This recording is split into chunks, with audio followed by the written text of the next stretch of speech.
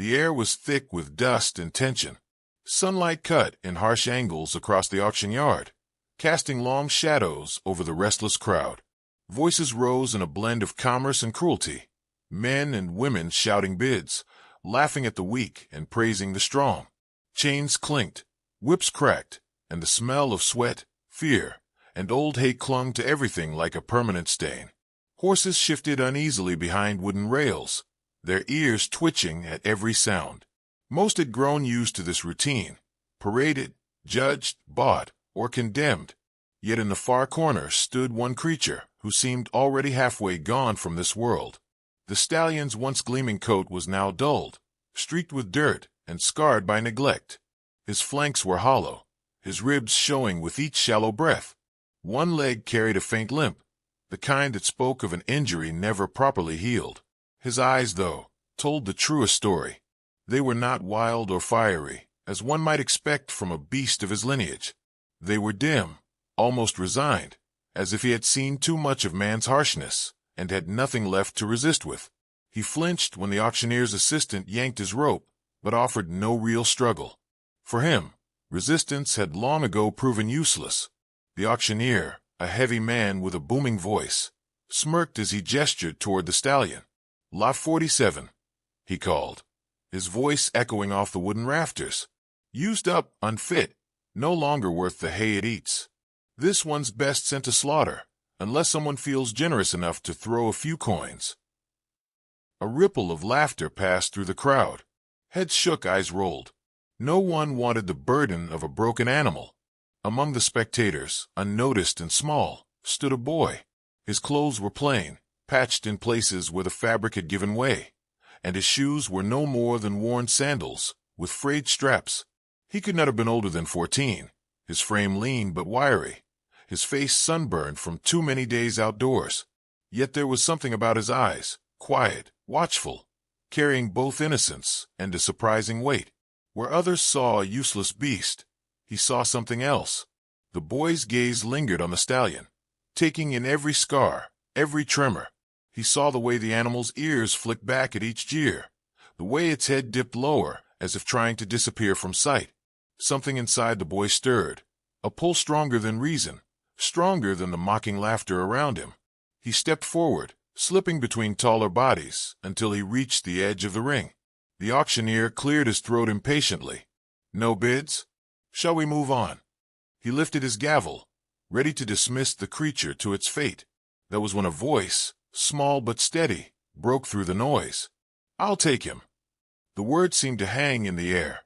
Heads turned sharply, searching for their source. When they saw the boy standing there, thin arms crossed with defiant resolve, the crowd erupted in laughter again. "You!" one man scoffed, his belly shaking as he chuckled. "What will you do with a horse like that, boy? Can't even feed yourself, I wager." "He's worth less than the rope tied to him," another added, spitting into the dirt. The boy's cheeks flushed, but he did not back away. His voice trembled at first, but grew steadier with each word. "He's not worthless. I want him." The auctioneer raised an eyebrow, amusement flickering in his eyes. "And what will you pay with, lad?" "Good intentions." He waited, expecting silence. Instead, the boy reached into his pocket and pulled out a small cloth pouch. From it, he spilled a few tarnished coins into his palm. They glinted weakly in the sunlight, pitiful in number, yet heavy with sacrifice. Gasps and whispers rustled through the onlookers. It was no secret that those few coins might have bought the boy food for days, perhaps even weeks. To spend them on a dying horse was madness in their eyes. The auctioneer tapped his gavel against his palm, considering.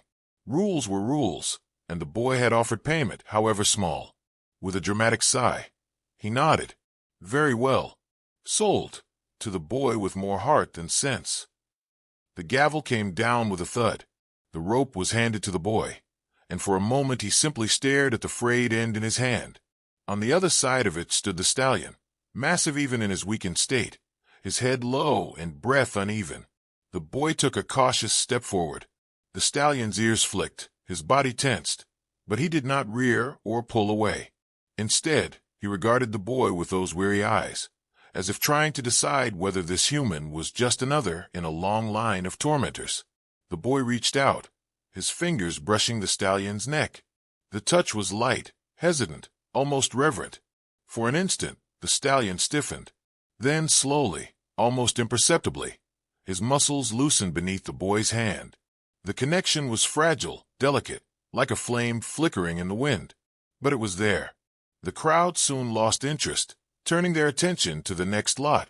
The boy and his new companion stood alone in the yard, bound together by circumstance and choice. The boy tightened his grip on the rope, not in dominance, but in quiet determination. He knew nothing of training or healing. He had no barn, no pasture, no wealth to provide comfort. All he had was a stubborn heart, a belief that this horse deserved another chance, and the willingness to fight for it. The stallion, though broken, seemed to sense something different in the boy's presence, something that did not reek of cruelty or dismissal. As they walked out of the yard together, the boy's steps uncertain and the stallion limping beside him, the sun shifted higher in the sky. Neither of them knew what awaited beyond the gates, whether hardship or hope. But for the first time in a long while, the stallion's eyes held the faintest spark, and the boy's heart beat with the thrill of a choice that felt larger than himself. Behind them, the auctioneer shook his head, muttering under his breath about wasted effort. Yet a few in the crowd watched silently, unable to shake the image of a ragged boy leading away a dying horse with the determination of someone who believed he could change fate. And though the world might call it foolish, that single act had set something in motion, something neither the boy nor the stallion could yet imagine. The road home stretched long and uneven, bordered by dry grass and scattered stones. The boy led the stallion slowly, mindful of the limp that made each step a burden. He had no saddle, no cart, nothing but the rope in his hand and a fragile trust that seemed to grow with every cautious stride. The horse followed, not willingly, but not resisting either, as though some quiet instinct told him the boy's hand meant no harm. Still, the silence between them was heavy, broken only by the hollow sound of hooves on hard earth and the boy's steady breath. When they reached the edge of the village, a few neighbors paused their work to stare. Women carrying baskets of laundry stopped mid-step. Children pointed and whispered, and men leaning against fence posts laughed openly. "That poor fool," one muttered. "He'll starve himself to feed that beast." Another shook his head with pity disguised as scorn. Their eyes followed until boy and horse disappeared behind the crooked wooden gate of a small, weathered house. The house was no more than 2 rooms with a lean-to shed attached, where broken tools and scraps of wood were piled. Behind it stretched a patch of dry ground, more dirt than grass, hardly enough to call a pasture. The boy tied the stallion there, offering a bucket of water drawn from the well. The horse sniffed at it suspiciously before lowering his muzzle, drinking in slow, deliberate gulps. The boy watched in silence, relief softening his tired face. At least the creature was not too far gone to drink. That night, lying on a thin mat beside his sleeping mother, the boy could not close his eyes. Every sound outside, the creak of the fence, the shifting of hooves, the restless snort of the stallion, pulled him awake. His mind whirled with questions he could not answer. How would he feed the horse tomorrow? What if the limp worsened? What if he failed, and the villagers proved right? Yet beneath the weight of doubt, a stubborn flame burned. He remembered the horse's eyes at the auction, empty yet searching, and the way they had softened beneath his touch. That memory anchored him. He whispered into the dark, almost to himself, "We'll make it." Somehow. Morning came with chores. The boy scavenged handfuls of grass from the roadside, gathered weeds, and bartered with a kind neighbor for a small bundle of hay. The stallion ate slowly, each mouthful chewed with the caution of one who had known hunger too often. Afterward, the boy cleaned the horse's wounds with water and strips of cloth torn from his own shirt. The stallion flinched at first, teeth bared, but the boy spoke softly, steadying him with words rather than force. Over time, the tension eased, and the animal stood still, allowing the care he had long been denied. Days blended into one another. The boy returned from odd jobs carrying whatever scraps he could spare, wilted carrots, leftover grain, sometimes nothing but a bucket of water. He spent his evenings near the stallion, sitting on the ground with his back against the fence, humming tunes his mother used to sing when he was younger. At first, the stallion kept his distance, ears flicking, eyes wary. But slowly, something shifted. One evening, as the boy hummed, the horse stepped closer and lowered his head until his muzzle brushed the boy's hair. The boy froze, heart racing, then smiled wider than he had in months. That small gesture carried more meaning than any words could hold. Still, the struggle was far from over. The limp remained, stubborn and painful. The stallion's ribs showed no sign of vanishing quickly, and his coat, though cleaner, bore scars that would never fade. The villagers did not stop mocking. "The boy thinks he's a horse doctor now," they teased. Some even offered to take the animal off his hands for meat or hide. Each time, the boy refused firmly, shielding his companion with nothing but willpower. His mother worried, asking if his burden was too heavy. But when she saw the light in her son's eyes as he brushed the stallion's mane, she swallowed her doubts and let him continue. One afternoon, while the boy struggled to lift a heavy pail of water, an old rancher stopped by. His back was bent from years of labor, his hands rough, his face weathered like the land itself. He watched in silence as the boy hauled the pail to the shed, then approached the fence. The stallion pricked his ears, nostrils flaring, but did not retreat. "You've chosen a hard road," the rancher said finally, his voice low but steady. The boy straightened, wiping sweat from his brow, ready for another round of ridicule. Instead, the old man studied the horse with thoughtful eyes. "He's broken, yes. But sometimes the broken ones rise the highest, if someone believes in them." The boy blinked, surprised by the unexpected kindness.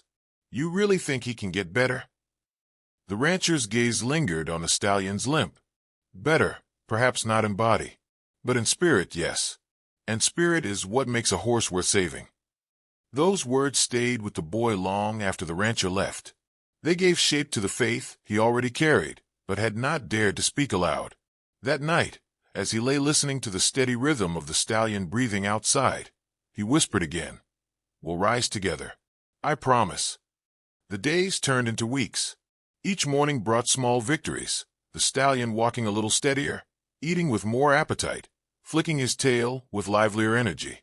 Each evening brought deeper trust, a nudge against the boy's shoulder, a low nicker when he appeared with food, a quiet stillness when he brushed the horse's coat. They were not grand transformations, but they were progress, and progress was enough. Yet beneath the surface of this fragile peace, challenges still brewed. The villagers' doubts grew louder, and the boy knew whispers of failure followed him wherever he went. But he no longer carried his burden alone. The stallion's presence, his slow but undeniable transformation, became proof that patience and kindness could carve miracles out of despair. One evening, as the last light of day painted the sky in hues of gold and crimson, the boy stood in the small patch of dirt that served as their yard. The stallion grazed quietly, his head lowered, his body still thin but steadier than before. The boy rested his hand against the horse's neck, feeling the warmth beneath his fingers, the pulse of life that had nearly been extinguished. In that moment, he understood that they were bound together not just by chance but by need.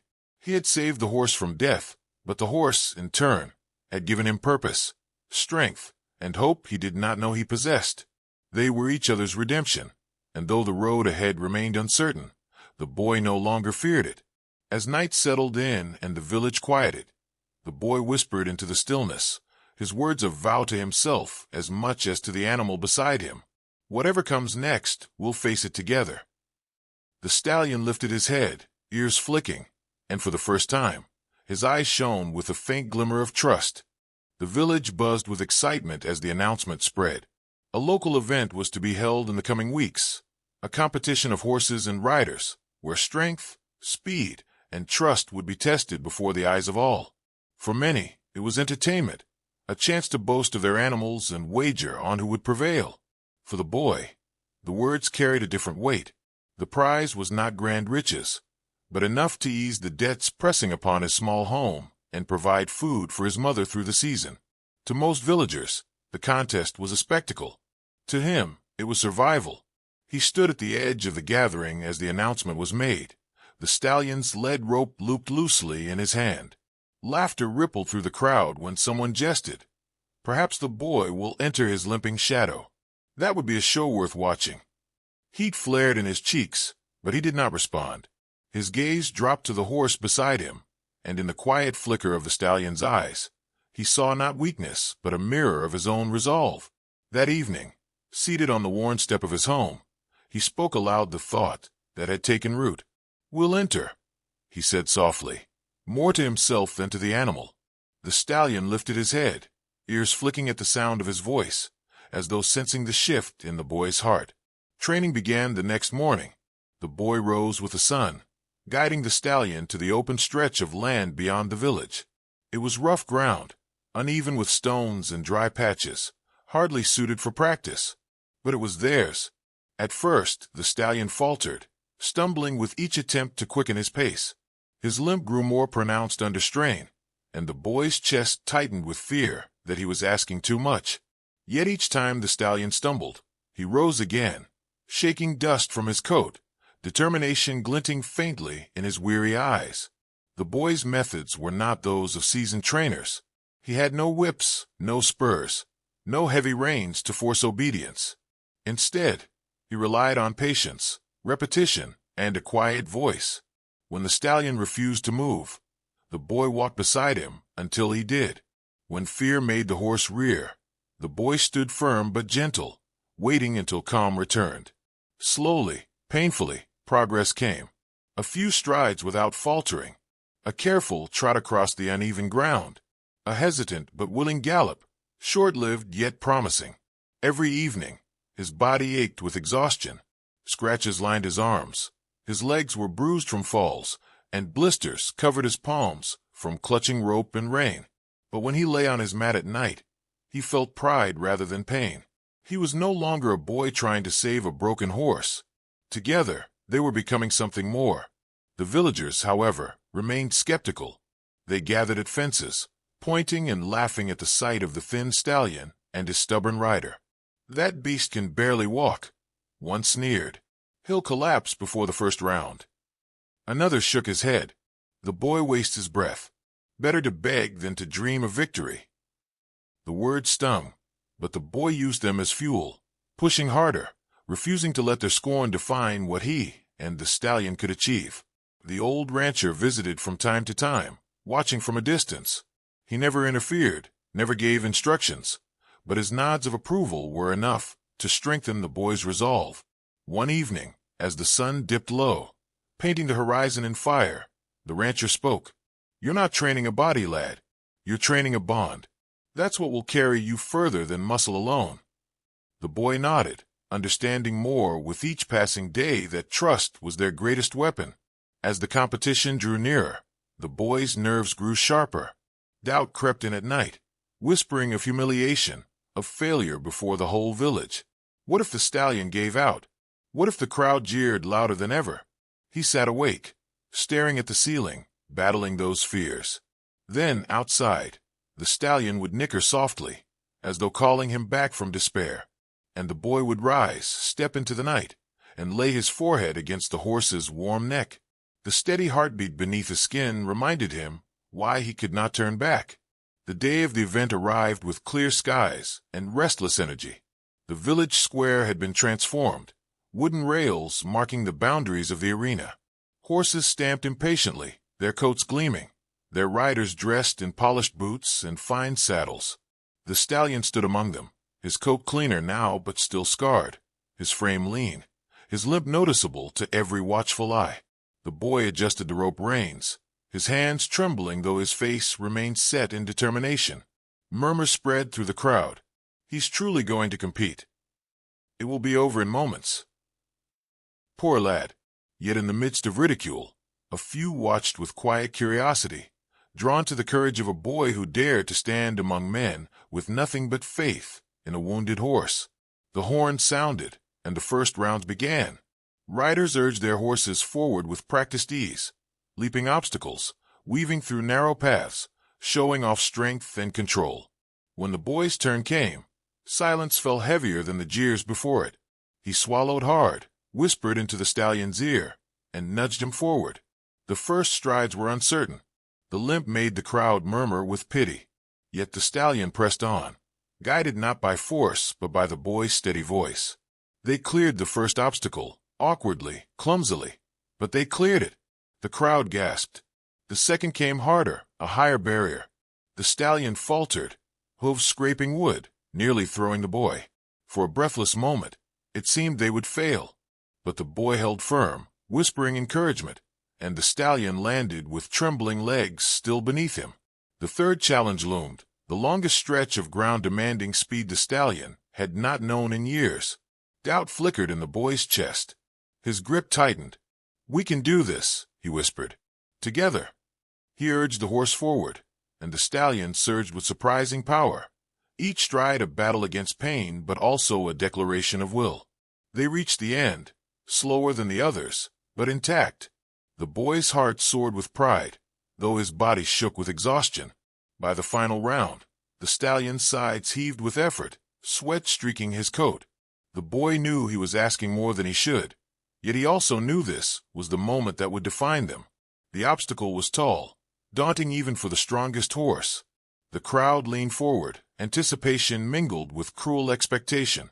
The stallion charged, stumbled mid-stride, nearly falling. A chorus of jeers rose. The boy leaned close, his voice desperate but steady. "One more. Just one more. Trust me." The stallion's ears flicked back, and with a final surge, he lifted, clearing the barrier by the narrowest of margins.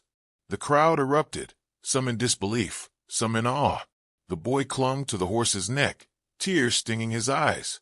They had not won, not yet, but they had proven something far greater. They belonged in that arena. The round ended, the horn sounding its sharp note. The boy guided the stallion to the side, chest heaving, eyes burning with exhaustion and triumph. The villagers who had mocked him now whispered in stunned tones. The old rancher, standing at the edge of the crowd, allowed himself the faintest smile. The competition was not over, but something inside the boy had already changed. He no longer questioned whether they could endure.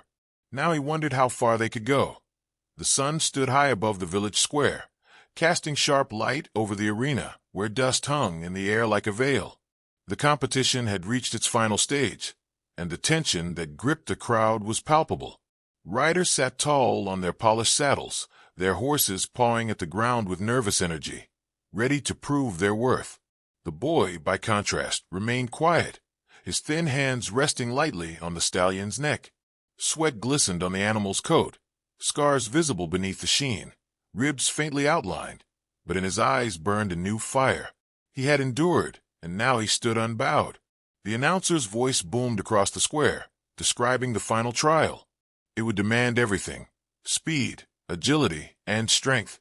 The course was long, ending with a daunting jump higher than any yet attempted. Murmurs swept the crowd. This was no place for a crippled beast or a boy barely old enough to shoulder such a task. Yet neither the boy nor the stallion flinched. They waited, side by side, bound by a thread of trust invisible to the world. One by one, competitors surged forward. Hooves thundered, dust flew, and cheers erupted as each pair demonstrated mastery born of wealth and training.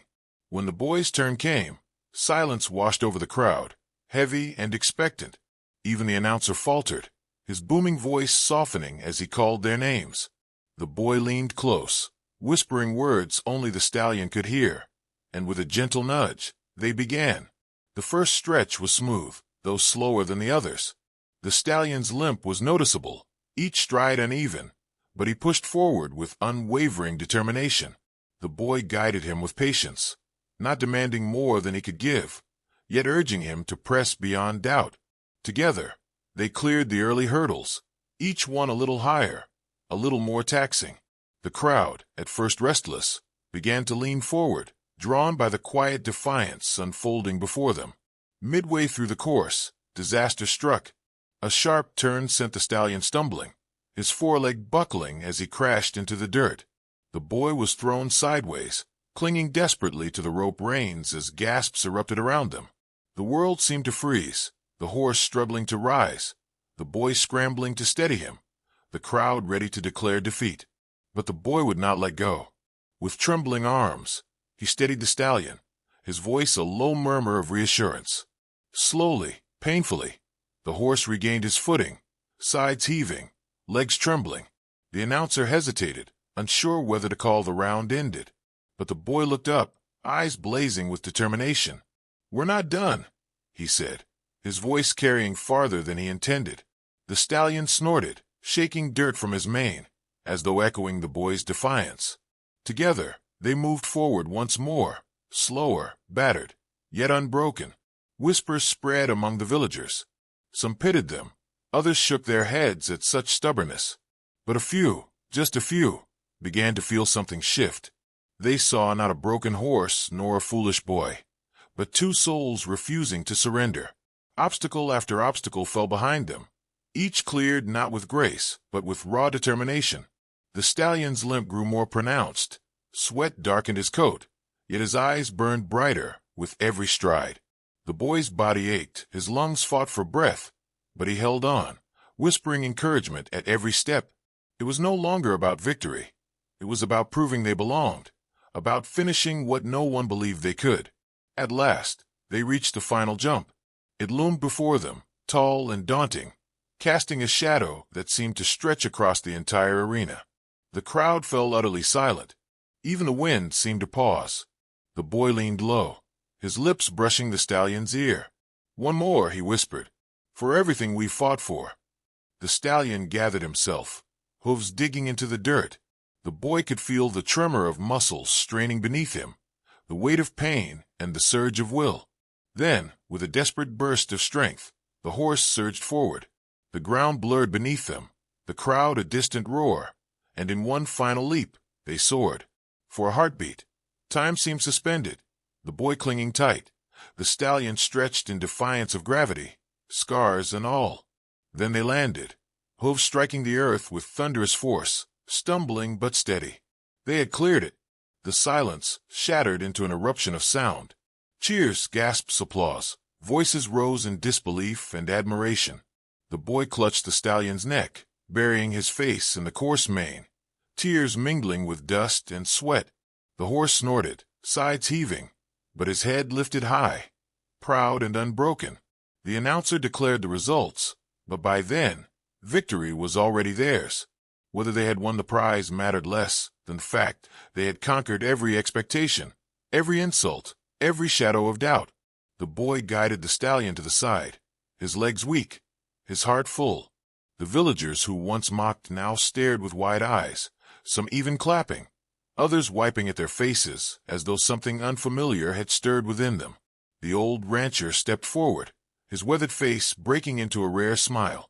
He laid a hand on the boy's shoulder, nodding toward the stallion. "You've done what few could. You didn't just save him. You gave him back his spirit." The boy swallowed hard, words caught in his throat, but the gratitude in his eyes said everything. As the crowd dispersed, the boy led the stallion out of the arena, away from the noise and the stares. Beyond the square, the world felt quieter, softer.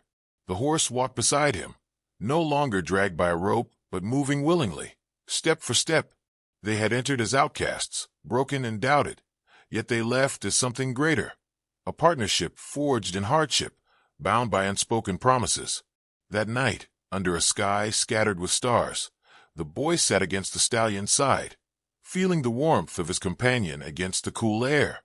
He thought of the journey, the laughter, the jeers, the nights of doubt, the mornings of determination, and he realized how much both of them had changed. He was no longer just a boy with a foolish dream, and the stallion was no longer just a broken beast. Together, they were proof that faith, patience, and trust could turn despair into triumph. The stallion lowered his head, nudging the boy gently, as though acknowledging the bond they now shared. The boy smiled, resting his hand against the horse's muzzle. "We did it," he whispered, "and whatever comes next, we'll face it together." Far away, the echoes of the crowd still lingered, but here in the quiet, only the bond between boy and horse remained. A bond unbreakable, forged not in ease but in struggle, not in privilege but in sacrifice.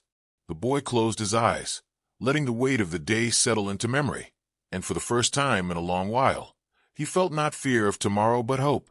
The stallion shifted, settling beside him, and the two of them, outcasts no longer, rested beneath the endless night. And as the story drew to its end, a final voice rose, gentle but clear. If this story touched your heart, please consider subscribing.